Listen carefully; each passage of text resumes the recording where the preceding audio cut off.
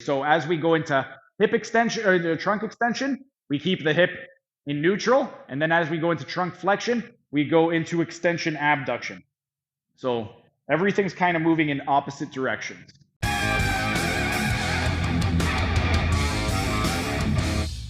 And while we were resting, let's continue with our nerve gliding exercise demonstration. And right now, I'm going to be showing you a nerve gliding exercise to help release tension on the genitofemoral nerve. If you guys recall, a few days ago, I showed you guys how to perform the side-lying genitofemoral nerve tension test.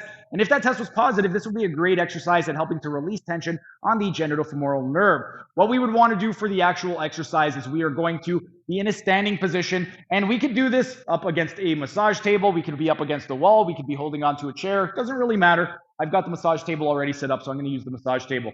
The important thing, we want to make sure that we're all squared up. And then there are a few different moving parts. The first thing that we would want to do is we want to go into hip extension for 3 to 5 repetitions. So we're just going to go, and then after 3 to 5 repetitions, we would want to check in with ourselves, and we would want to ask ourselves, have my symptoms either gotten better, worse, or have they stayed the same? If you've noticed that your symptoms have either gotten worse or stayed the same, we would immediately stop with the exercise. There's no need to continue. We don't want to exacerbate your symptoms. However, if you have noticed an immediate improvement in your symptoms, what we would do is 20 additional repetitions of hip extension. Let's say you've done the hip extension and you haven't noticed any reproduction of your symptoms. From here, while maintaining that hip extension, we could go into abduction in the coronal plane of the hip, 3 to 5 repetitions. And once again, we would want to check in with ourselves and ask ourselves, have my symptoms either gotten better, worse, or have they stayed the same? If you've noticed that your symptoms have gotten worse or stayed the same, we would immediately stop with the exercise. There's no need to continue. We don't want to exacerbate your symptoms. However, if your symptoms have immediately improved, what we're going to do is maintain that hip extension, and then we're going to do 20 repetitions of coronal abduction of the hip.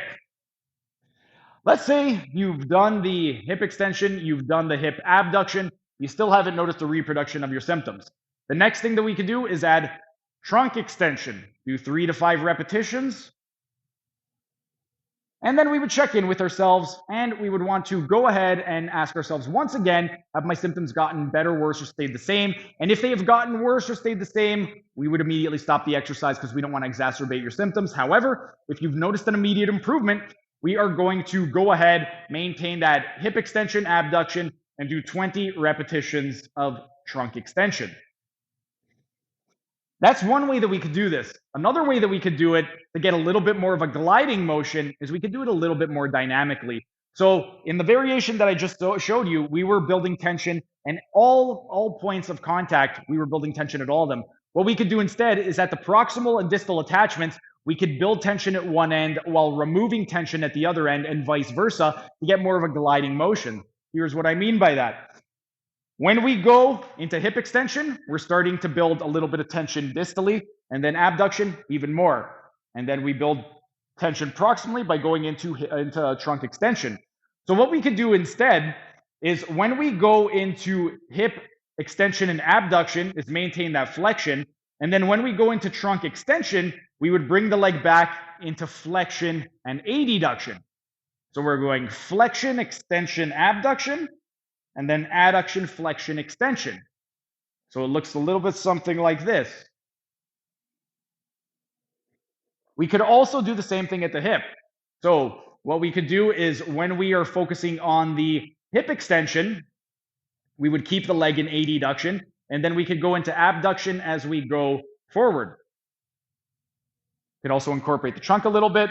There are a lot of different ways that you could play with this. My personal favorite way to do this would be the way that I showed you previously. So as we go into hip extension or the trunk extension, we keep the hip in neutral, and then as we go into trunk flexion, we go into extension abduction. So everything's kind of moving in opposite directions.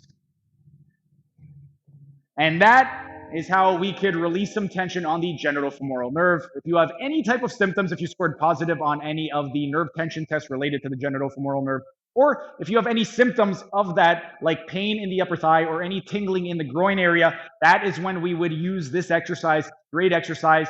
During the next rest period, I'm going to be showing you guys how exactly we could release tension on the obturator nerve.